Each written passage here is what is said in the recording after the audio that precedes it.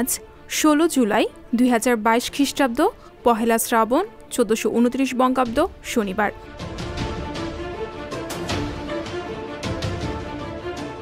১৯৪৬ সালের ১৬ জুলাইয়ের এই দিনে মার্কিন যুক্তরাষ্ট্রের বিকিনি দ্বীপে পরীক্ষামূলক পারমাণবিক বিস্ফোরণ ঘটানো হয়। এটি ছিল অপারেশন ক্রসরোডস। সেই সময় এক জোড়া পারমাণবিক অস্ত্র পরীক্ষা করা হয়। এটি ছিল পরমাণু ডিভাইসের প্রথম বিস্ফোরণ। এর মূল উদ্দেশ্য ছিল যুদ্ধ জাহাজে পারমাণবিক অস্ত্রের প্রভাব পরীক্ষা করা।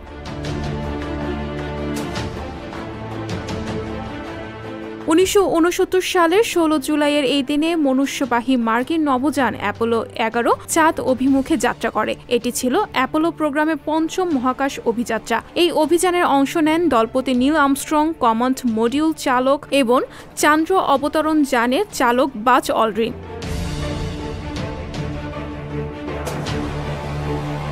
১৯৮১ সালের ১৬ জুলাইয়ের এই দিনে ডাক্তার মাহাথির মোহাম্মদ মালয়েশিয়ার প্রধানমন্ত্রীর দায়িত্ব পান।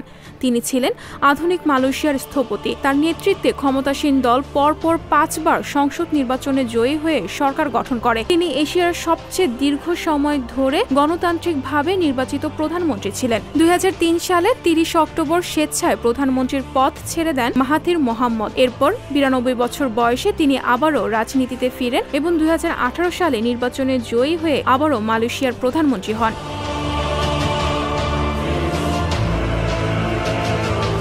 ১৯৯০ সালের ১৬ জুলাইয়ের এই দিনে ফিলিপাইনে ভয়াবহ ভূমিকম্প হয়। ওই ভূমিকম্পে অন্তত ১৬ শতাধিক মানুষ নিহত হন।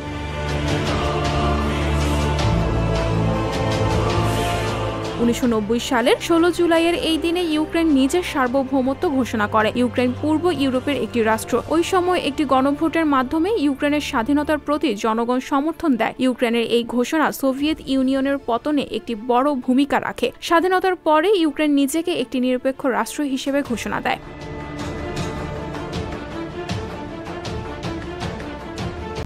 সংবাদ, ফিচার ও অনুষ্ঠানের জন্য ভিজিট করুন সংবাদ প্রকাশের ওয়েবসাইট এবং যুক্ত থাকুন ফেসবুক পেজ ও ইউটিউব চ্যানেলের সঙ্গে।